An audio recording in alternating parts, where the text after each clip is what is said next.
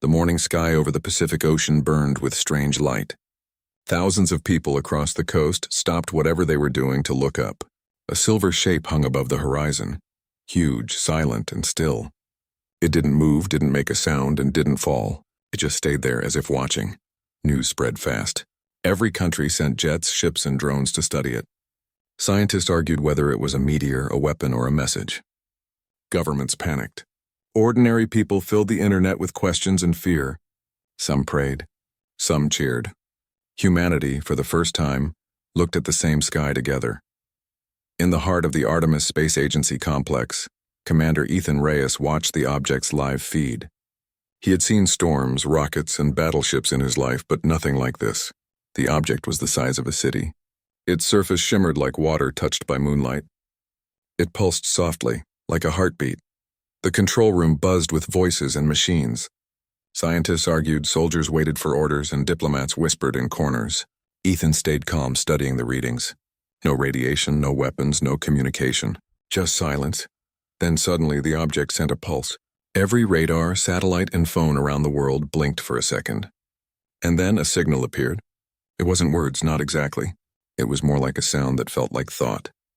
Every translation system failed, but one thing was clear. It was an invitation. The message repeated every hour. A single pattern of tones and light that pointed to one location. The ocean just off the coast of Hawaii. Ethan was called to the briefing room. Around the long table sat generals, scientists, and world leaders connected through holograms. The United Earth Council had made its decision. Commander Reyes, said the council head, an older woman with calm, tired eyes, you will lead the first contact mission. We don't know who they are, what they want, or if they're even alive. But they're asking for us. And you'll answer? Ethan nodded. Understood, ma'am. You'll take the shuttle Dauntless. Your orders are simple. Observe, communicate if possible, and return alive. A few officers smiled weakly at that last line. Ethan didn't. He had seen too many missions where return alive was just a hope. Before leaving, he looked once more at the alien craft on the screen. Its light seemed to pulse faster, almost like it knew he was coming. The launch was quiet. The Dauntless rose from its pad and glided through thick clouds. Below, the world watched live broadcasts, holding its breath. Humanity's first meeting with another species was about to begin. Inside the shuttle, Ethan sat alone, his suit sealed, his mind racing. He thought of his family back on Earth, of the billions of people who would see his face today. Every heartbeat felt heavy. He was the voice of an entire planet. As the shuttle approached the alien structure, its surface opened like a blooming flower. The interior was glowing silver and blue, filled with drifting mist. The shuttle's sensors showed no danger, no temperature change, no pressure shift. It was as if the ship was adjusting itself to welcome him. Command, this is Reyes, he said over the comms. Entering the structure now, static. Then silence. The signal was gone. Ethan took a deep breath. Guess it's just me now. He stepped out of the shuttle, boots touching a surface that felt soft, almost like skin. The air inside was breathable, faintly warm, and smelled of ozone. Light rippled through the walls as if alive. He realized this wasn't a machine in the human sense. It was living technology. He walked forward, his reflection appearing and disappearing across smooth corridors. The deeper he went, the stronger the pulsing sound became.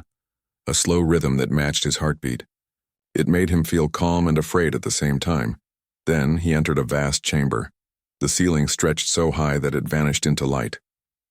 Crystal-like pillars curved upward, glowing softly, and in the center of the room stood a throne, a structure woven from strands of silver and light.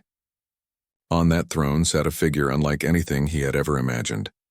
She was tall, graceful, and surrounded by floating motes of light. Her skin shimmered like polished stone, and her eyes, two orbs of gold, watched him with deep curiosity. Her face was neither fully human nor alien. It carried both beauty and mystery. Around her stood several beings of the same kind, slightly smaller, motionless like guards. Ethan froze. Every instinct told him to salute, bow, or speak, but he couldn't decide which. The figure raised a hand. "Do not fear," she said. Her voice echoed not through his ears, but inside his thoughts. The sound was soft and layered, as if many voices spoke together. Ethan blinked. "You can understand me?"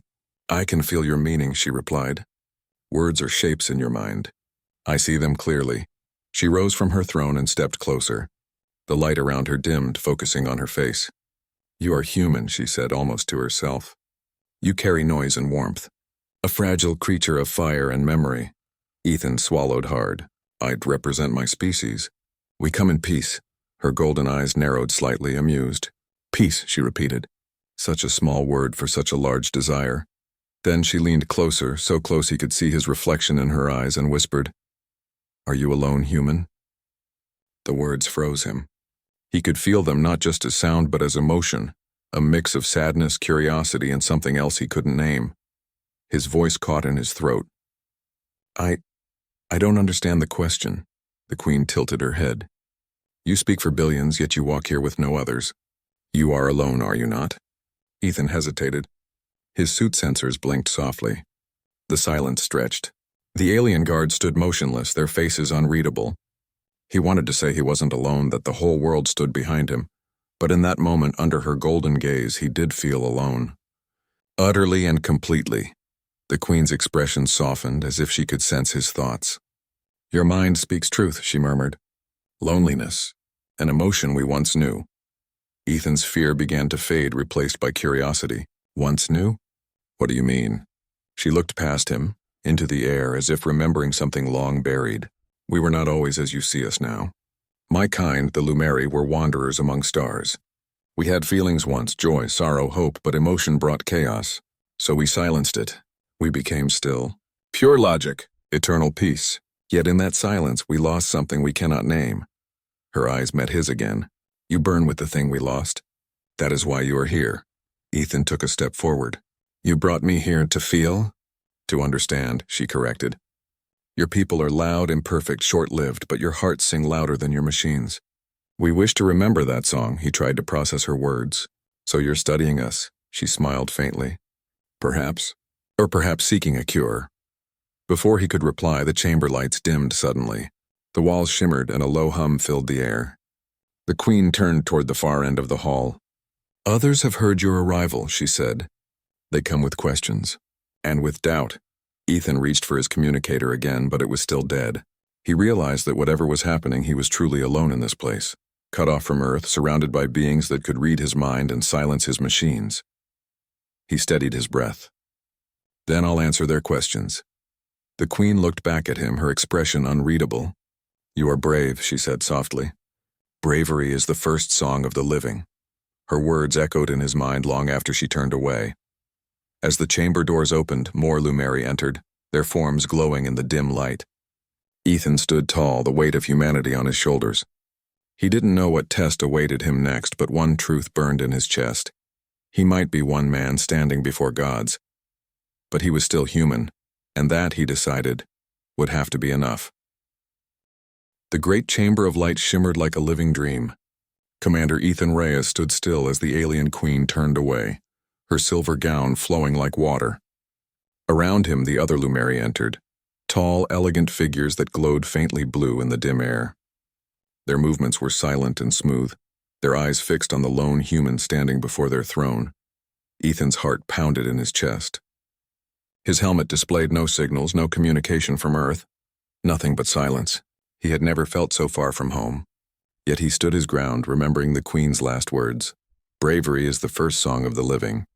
The Queen sat once again upon her throne, her gaze resting on Ethan. You answered that you are not alone, she said softly. Yet your thoughts say otherwise.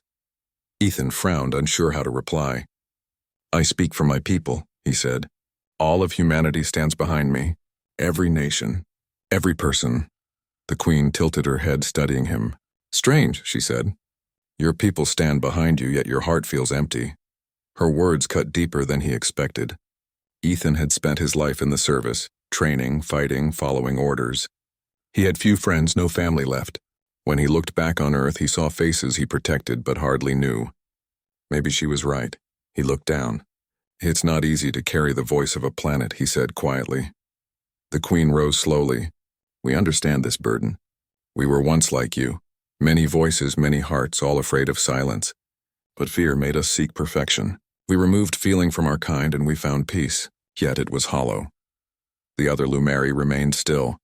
their golden eyes watching Ethan. He could not tell if they pitied him or judged him. The Queen motioned for him to follow. "Come, human. I will show you what it means to be truly alone." The corridor beyond the throne room glowed with soft blue light. Strange patterns ran along the walls like veins under transparent skin.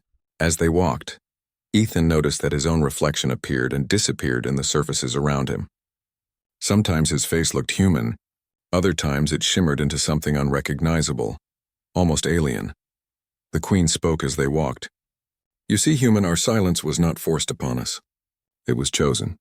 We believed that without emotion, we would be free from pain, from chaos, but we lost something that once made us alive. Now we drift among the stars, guided only by reason." Ethan listened carefully. "If you removed emotion, why do you still care about us? Why ask if I'm alone?" The Queen stopped and turned to him. "Because you are what we are not. You feel deeply. You love, you fear, you rage, you hope. We cannot understand how you survive with so much chaos inside you." Ethan thought for a moment. "Maybe that's what keeps us moving," he said. "We struggle because we care." Her golden eyes seemed to brighten. "Care," she repeated. "A word we have not spoken in centuries." They entered a large hall filled with floating lights. Each light pulsed gently like a memory trapped in glass. Ethan stepped closer, drawn by curiosity. Inside one of the glowing spheres, he saw a vision. Tall Lumeri standing beneath two suns, their faces bright with laughter.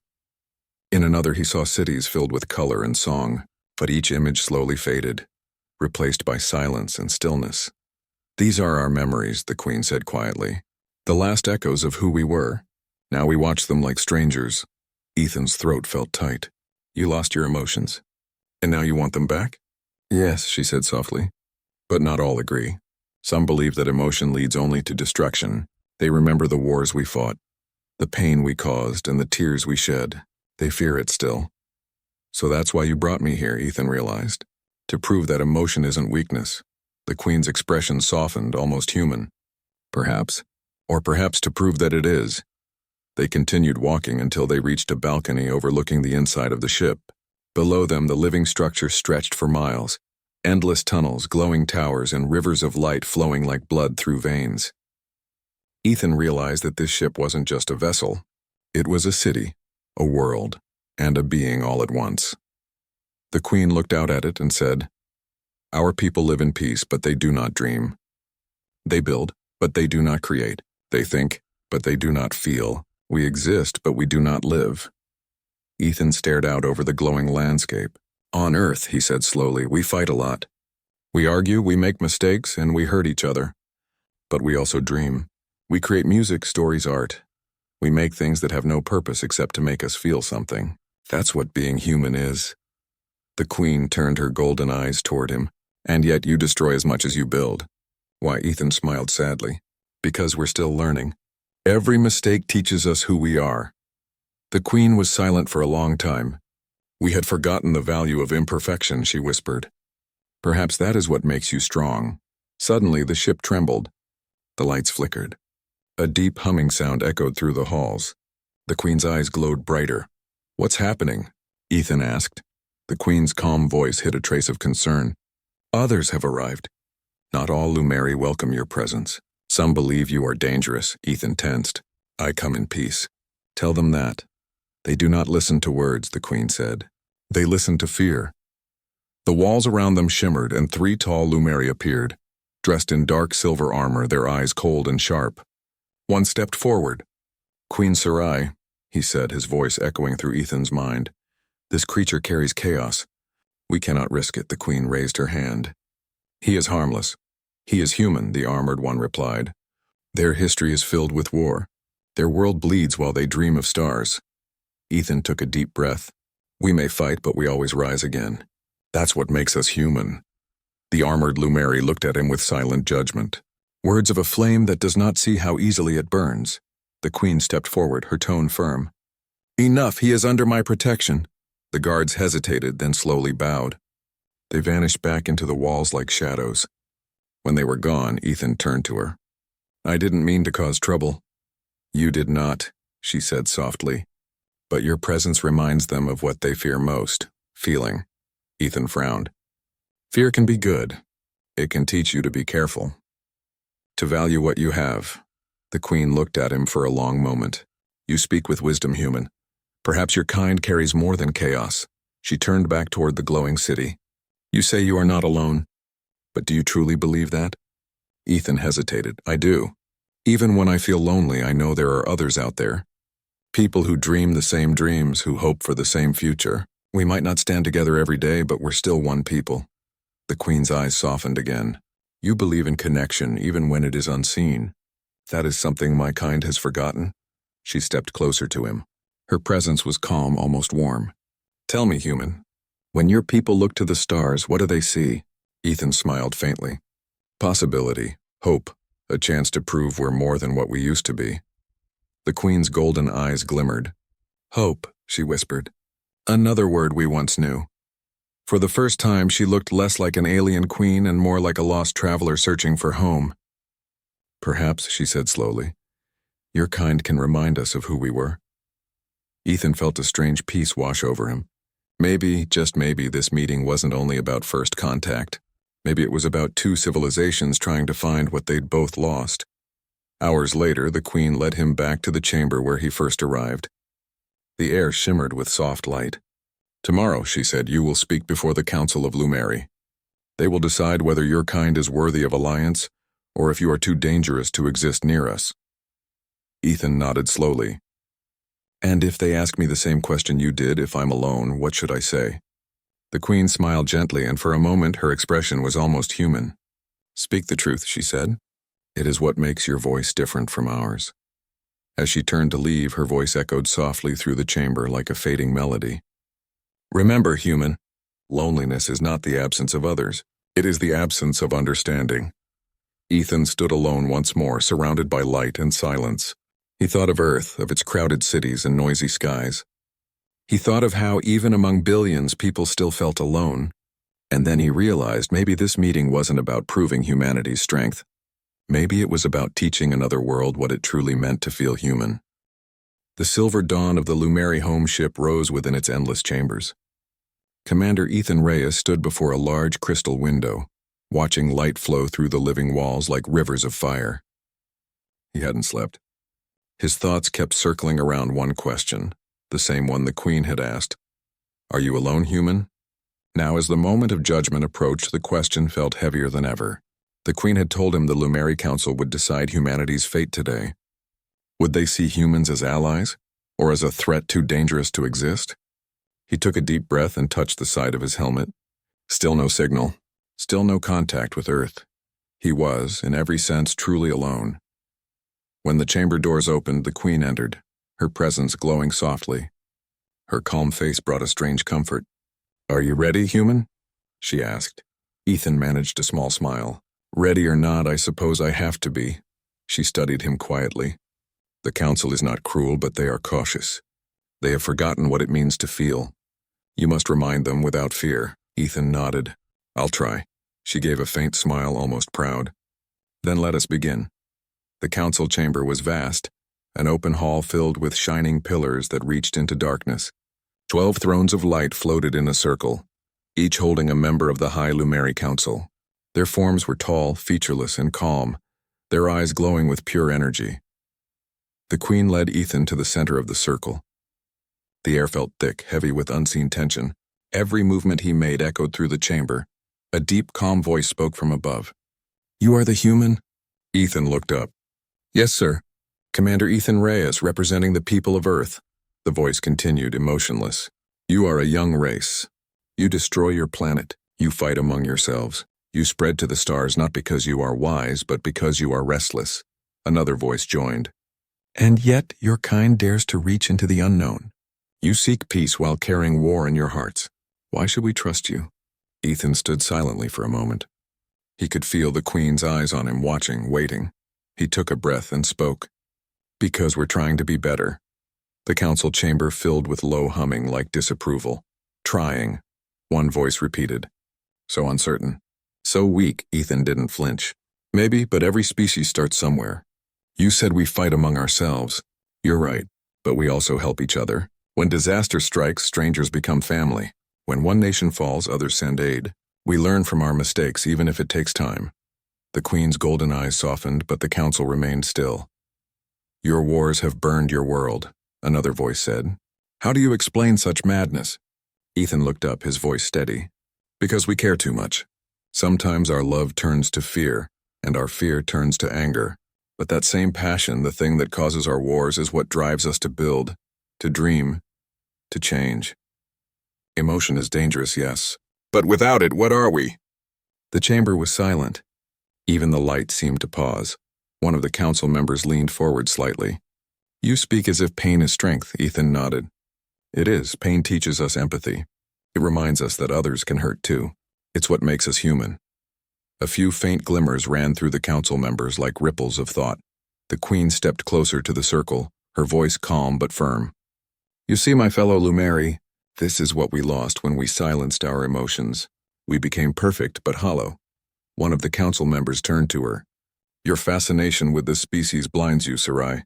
You risk our peace for chaos." The Queen lifted her chin. "Peace without feeling is not peace, it is emptiness." Ethan could feel tension growing in the air. He knew this meeting could end in rejection, or worse. He closed his eyes, searching for the right words. When he opened them again, he said, "If you're afraid of us because we feel, then maybe you should remember what fear really means. It means you still have something to lose." The council went quiet again. The light around the chamber dimmed slightly. Then the eldest member spoke, a figure whose light burned the brightest. "Human," he said, "if what you say is true, show us. Show us why we should trust feeling." Ethan hesitated. "Show you?" "Yes," the elder said. "We cannot understand emotion through words alone. Words are logic. Show us through meaning." The Queen turned to him, her expression unreadable. "They want a test," she said softly. "A demonstration of empathy." Ethan frowned. "How do I show empathy?" The Queen placed her hand on his chest over his heart. "Not with your mind.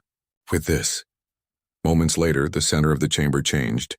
Light gathered and shaped itself into images, projections of memory. The Queen's power was guiding him. "Think of what you love," she whispered. Ethan closed his eyes and thought of Earth. He thought of blue skies after rain, of his mother's laughter when he was a child, of the smell of old books in the academy, of the sound of music on city streets at night. He thought of people helping each other during storms, of hands reaching out, of tears, of hope. The lights responded. The visions appeared around them, Earth's oceans, forests, and cities shining in motion. People smiled, hugged, cried. Soldiers helped the wounded. Children shared food. Strangers lifted rubble together. "This," Ethan said softly, "this is humanity. We may not be perfect, but we care. We build worlds from kindness and start over when we fail. That's who we are." The Queen's voice was low. "He shares his soul with us." The council watched in silence as the images shifted. Now they saw Earth in its darker moments, fires, floods, wars, and grief. One of the council members spoke quietly. "You show us pain," Ethan nodded. "Because pain is part of life. But look closer." In the firelight, they saw humans helping one another, rebuilding, forgiving, hoping again. "That's what makes us strong," Ethan said. "We fall, but we rise, every time." The Queen's golden eyes shimmered with emotion she didn't understand. "He burns with light," she whispered. "The warmth we lost." For the first time, one of the council members lowered his head. "Perhaps there is balance in imperfection." Another spoke, slower this time. "And perhaps emotion, when guided by wisdom, can bring harmony, not chaos." The elder's voice echoed again. "Human, your kind may carry both creation and destruction. But today you have reminded us what it means to feel. That alone is no small gift." Ethan exhaled, his heart still racing. "So, what happens now?" The elder paused. "We must think. You will remain with us until we decide." The light around the chamber dimmed again. The council members faded into mist, leaving only the Queen and Ethan standing in silence. As they walked back through the glowing corridors, Ethan felt exhausted but relieved. The Queen walked beside him quietly. Finally, she spoke. "You did well, human. I have not seen the council hesitate in centuries." Ethan smiled weakly. "Guess that's something." "You reminded them of what they buried," she said. "It will take time for them to decide. But whatever happens, you have changed us." Ethan stopped and looked at her. "And what about you? Do you believe me?" She looked into his eyes. "I do. You showed me something I thought was gone forever." "What's that?" he asked. She smiled softly. Hope. They stood in silence for a moment, surrounded by soft light and distant hums. Then the Queen turned toward a wide balcony that opened to the stars. There's something you must see, she said. They stepped outside. The stars stretched endlessly before them, but among them moved shadows. Dark ships, sharp and silent, spreading across space like ink. What are those? Ethan asked. The Queen's voice grew quiet. The Vorn, a race that devours all light. They have destroyed countless worlds. We have avoided them for ages. But now they are coming, and they have found us. Ethan's blood ran cold. You mean they're heading here? Yes, the Queen said. Soon, he turned to her. Then why not fight? Her eyes lowered. Because we no longer remember how. Ethan looked out into the darkness, his hands tightening into fists. He knew then that this alliance wasn't just about peace, it was about survival. Humanity had one chance to prove its worth, not through words or visions, but through action. He faced the Queen with a steady gaze. Then teach me your ways, he said, and I'll teach you how to fight. The Queen studied him for a moment, then nodded slowly. Very well, human, the test of empathy is over. Now begins the test of courage. And beyond the glass, the stars trembled with the coming storm. The darkness of space stretched endlessly before the Lumeri home ship. Commander Ethan Reyes stood at the command platform, looking at the approaching threat. The Vorn fleet moved silently, sharp black vessels cutting through the stars like shards of shadow. They radiated hunger, coldness, and destruction. Ethan's jaw tightened. He had seen war on Earth, but nothing like this. Entire worlds had fallen to the Vorn. The thought made his chest ache, not with fear, but with determination. Humanity could not run. The Lumeri could not stand alone. The Queen, Sarai, approached. Her golden eyes were calm but serious. They are coming faster than we anticipated, she said. We could hide, retreat to distant space, but that will only delay the inevitable. Ethan shook his head. We can't hide. They will find us again, and next time no one will survive. If we fight together, maybe we can stop them now. Sarai studied him for a moment. Do you understand what you are asking? Even your courage may not be enough. I know, Ethan said. But we have to try. That's what humans do. The Queen's gaze softened. Very well, human. Then let us see if your species' fire can guide us once more. The Lumeri fleet was vast and ethereal. Their ships glowed with internal light, moving as if alive, flowing and weaving through space. Ethan walked among the pilots and strategists, human and Lumeri, side by side. Though he stood small compared to the towering alien figures, he felt the weight of responsibility for every life aboard. He stepped onto the command deck of the largest human Lumeri ship, the Starbound, and saw humans and Lumeri working together. The human engineers had adapted to the alien technology, learning quickly to navigate vessels that seemed alive. The Lumeri watched in awe as humans innovated on the spot, combining instinct and ingenuity in ways their calculated minds could not predict. Ethan took a deep breath. All right, he said. Remember what we're fighting for. This is not just about survival. It's about showing that life, feeling, and hope are stronger than fear. The Vorn fleet emerged fully from the dark.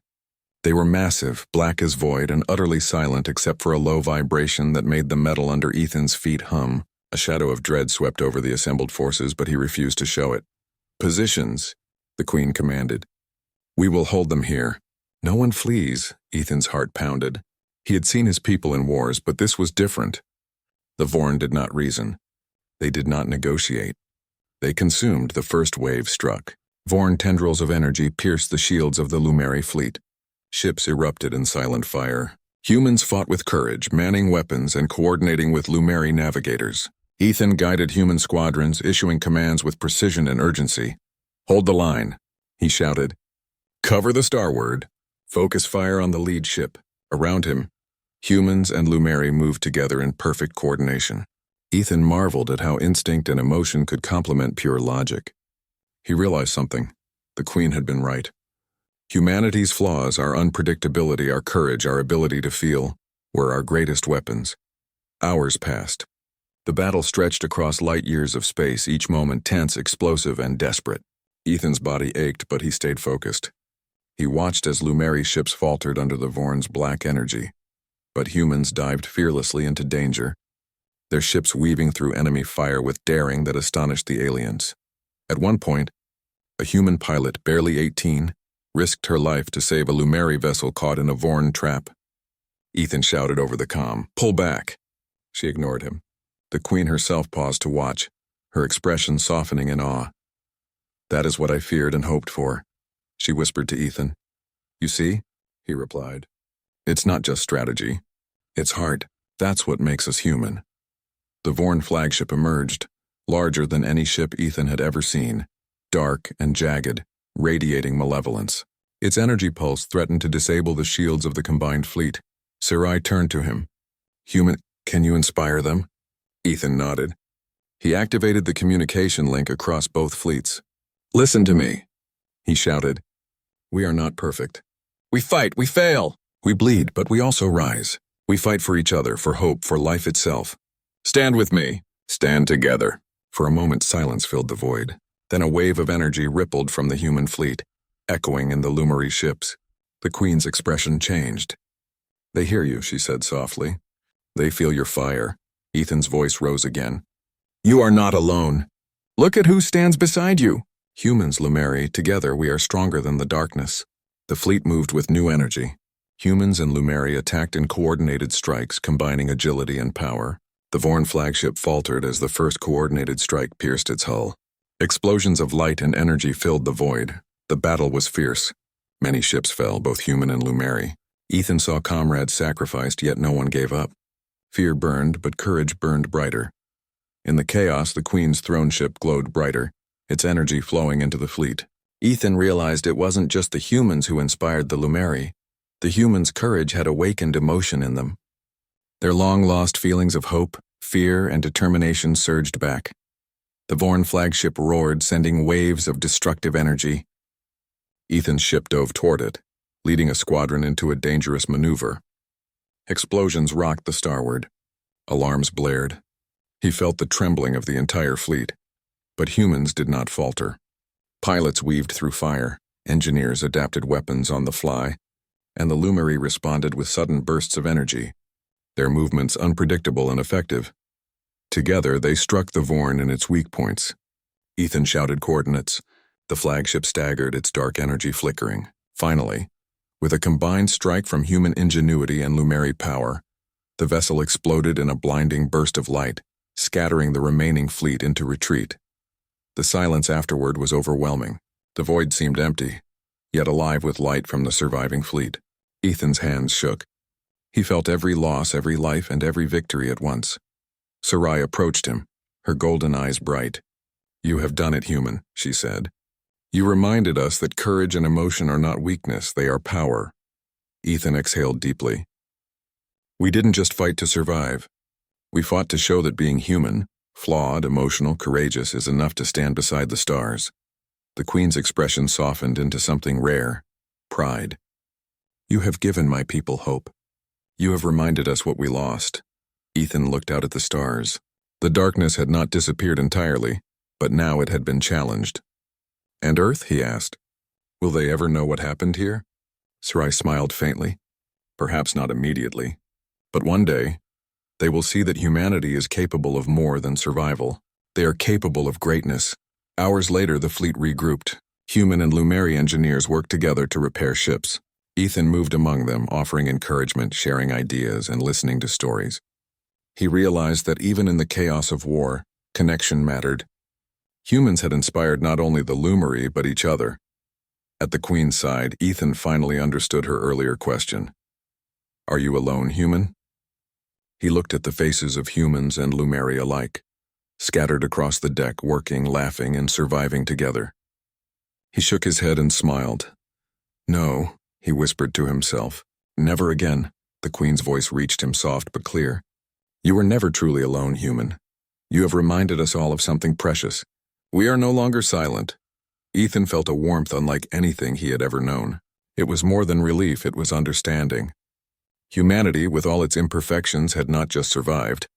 Humanity had inspired life in the stars themselves. Above them, the void stretched endlessly, dark and mysterious. But now, among the shining fleet, one truth burned brighter than any fear. Hope, courage, and connection could light the darkest night. Ethan looked out at the retreating Vorn, the alien ship shimmering beside him, and whispered again, This time to the universe, we are human. And we stand together. The battle was over. The void of space stretched silently before the surviving fleet. Small fires flickered along damaged hulls, but the humans and Lumeri alike were alive. The Vorn were gone, for now, scattered, beaten, and retreating into the darkness beyond. Commander Ethan Reyes walked across the deck of the Starward, surveying the aftermath. Humans were tending to the injured, repairing their ships and helping Lumeri, who had been caught off guard by the Vorn's attack. Everywhere he looked, the courage and determination of his people shone. The Queen, Sarai, floated toward him. Her golden eyes glimmered with a light that had returned after centuries of silence. "You did not just fight," she said softly. "You reminded us who we are." Ethan shook his head. "It wasn't me alone. Humans and Lumeri together. We did it. We all stood together." Sarai studied him carefully. "And in doing so, you proved something important. Courage and empathy are more than weapons. They are a force for life."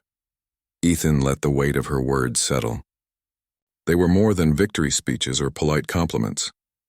The Queen's words held truth, a recognition of what humans could offer the galaxy. Not just power, but heart. The Queen led Ethan to the observation deck. Below, the fleet moved like living constellations, weaving light through the darkness. The surviving Lumeri ships pulsed in harmony with human vessels, their energy resonating like a heartbeat. "Look at them," Sarai said. "For centuries, my kind has existed without emotion. We feared chaos, we feared failure, we feared feeling, and yet now the humans have reminded us that risk is not weakness and emotion is not flaw. It is life itself." Ethan nodded. "We've always fought and dreamed at the same time. That's who we are. We stumble, we fall, we make mistakes, but we get back up. And we do it together." Sarai turned to him, leaning slightly closer. Her golden eyes softened. "Human, are you alone?" Ethan froze, but this time he smiled. He looked at the humans working beside Lumeri, the ships flowing like rivers of light and the stars stretching endlessly beyond them. "No," he said firmly. "Never again." The Queen's smile was faint, almost human. "Then perhaps your kind is ready to walk among the stars with us." Over the following weeks, the humans and Lumeri worked together to repair the damage caused by the Vorn. The Queen allowed humans to explore her ship, to learn its mysteries and adapt its technology for Earth's future. Lumeri, once cold and silent, began to speak in ways that were foreign to their kind, laughing, questioning, even debating. They rediscovered their lost emotions through humanity's example. Ethan was amazed at the transformation. Once distant beings who had existed in calm calculation for centuries now began to dream again. Lumeri artists sketched again, engineers experimented beyond logic, and for the first time in their history, they celebrated survival not just as a duty, but as a triumph of life. Sarai observed it all quietly. "Your people do not merely exist. They inspire, and we needed that inspiration more than we knew." Ethan smiled. "Maybe that's the thing about humans. We might be fragile, but we carry fire inside us. It spreads, even to others who have forgotten warmth."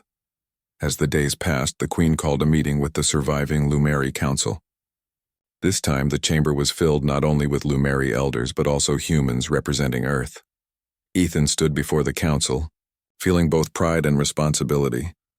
"We have seen what humans bring," Sarai said, her voice strong. "Not just courage, not just intelligence, but hope, empathy, creativity, imperfection turned into strength. They have reminded us what it means to feel." The council members, once skeptical and cold, now looked thoughtful. One of the elders spoke slowly. "We feared this species would bring chaos and destruction. Yet we have seen them risk everything for others. We have seen them fight with heart and wisdom. Perhaps they are not merely a young race. Perhaps they are what the stars need." Ethan felt the weight of their words. This was more than recognition. It was acceptance, a bond forming between humanity and an alien civilization that had once thought them irrelevant. Sarai turned to him. "You have proven humanity's worth, Ethan. The Council agrees. Earth will not only survive, it will stand among the stars. And we will stand with you." Ethan's chest swelled with pride. "Thank you," he said, "for giving humanity a chance." Sarai shook her head. "No, humanity gave us a chance to remember who we are. The alliance between humans and Lumeri marked a new era. Human ships adapted Lumeri technology to explore distant systems. Lumeri scholars learned from human creativity, while humans learned discipline and precision from Lumeri ways. Together they charted new worlds, discovered new civilizations, and ensured that the shadows of the Vorn would be met with united strength. Ethan often stood on the observation deck, gazing at the stars, reflecting on how far humanity had come. He remembered the Queen's whisper on the day he first entered her ship. "Are you alone, human?" He smiled. Then he spoke softly as if the stars themselves could hear. Never again. Sometimes when he closed his eyes, he could still hear her voice. "Are you alone, human?" And now he knew the answer. Not one human, not one world, not even one species stands truly alone in the universe. Across the galaxy, the whispers of courage, hope, and empathy spread. The Lumeri, once silent and cold, had found warmth again. Humans, once fragile and imperfect, had shown that even a small species could shine brightly enough to change entire civilizations. The story of that first encounter, the Queen leaning close, the human frozen in awe, the question that seemed impossible became legend, not because it was about one man or one race or one battle, but because it was about what life, courage, and connection can achieve even in the darkest void. Ethan knew that the stars would always hold dangers. The Vorn could return or other threats could emerge, but he also knew this truth. Humanity, with all its flaws, had the power to inspire, unite, and endure. That power would never be taken from them, not as long as they remembered what it meant to care, to hope, and to stand together. The Queen Sarai now walked beside humans as an equal, a reminder that even the most distant civilizations could be touched by warmth, courage, and empathy. The alliance between Earth and the Lumeri grew strong, a bond of light against the darkness, and above it all the stars stretched endlessly, holding new possibilities for all who dared to reach toward them. Ethan smiled one last time. Humanity had survived, humanity had inspired, and humanity had reminded the universe that even in the void, one species' heart could light the way. The Queen's whisper echoed in his mind once more, gentle, soft, and now full of understanding. "Are you alone, human?" He answered proudly with no fear, "Never again.